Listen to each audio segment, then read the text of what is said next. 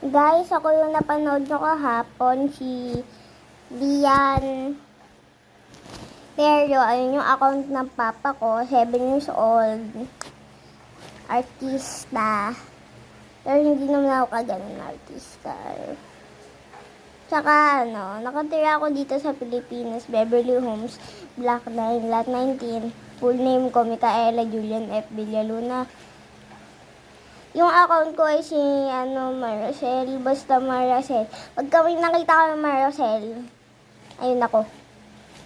Ito yung account ng papa ko, si Pedro.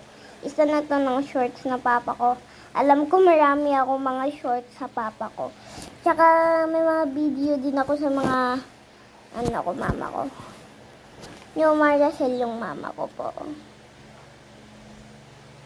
Pwede din kayo pumunta. Si Adli